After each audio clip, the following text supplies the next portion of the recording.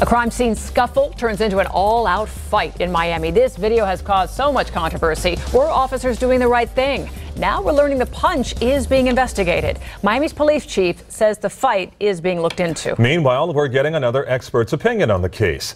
Local 10's Todd Tongan is live with that part of the story. Todd. Calvin and Lori, we're talking about two different investigations. Of course, the homicide investigation into the 25-year-old man, Brandon Walker, gunned down in Overtown, and the ensuing scuffle that occurred when two of his brothers crossed the police line and contaminated a crime scene. And now one of the detectives in particularly, as well as the other officers involved, is being looked at.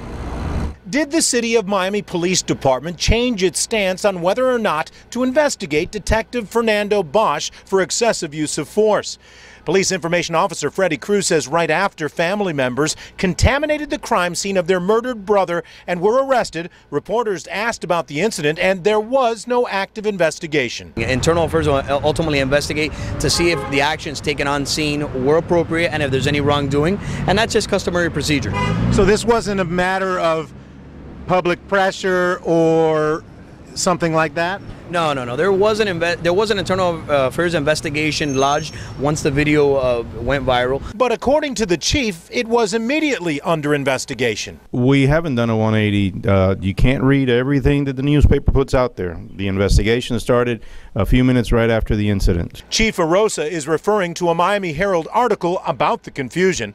According to Ken Harms, a former City of Miami police chief from 1978 to 1984 and current expert witness on deadly and excessive force, the Miami Police Department works under strict standards and policy procedures that govern the use of force. To me, it raises serious inferences of officer impropriety and excessive use of force.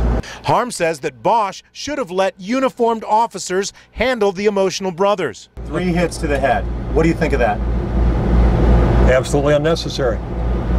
That was not designed to control. In fact, Bosch lost his two-handed grip that was controlling the suspect to throw the punches, and he gets away. Then comes that infamous punch. She's still got that right arm. She still has that right arm under control. He's not pulled it free. He's not tried to draw back and punch him. He's reaching up here like he's reaching for his face where he was smacked. And what does a detective do? He grabs him by the neck. I'm not sure why.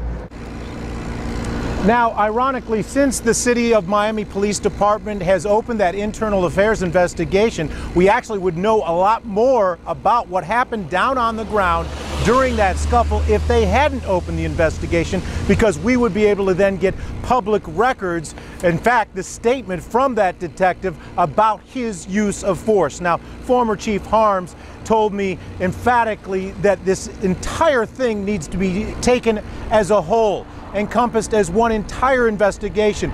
Looking down at it from Sky 10 is one view, a very good view, but when everything comes out from internal affairs, then you will have to make your final decision on whether or not that detective used excessive force. Lori, Calvin. Perspective is important. Todd Tongan, live for us. Todd, thanks a lot for that report.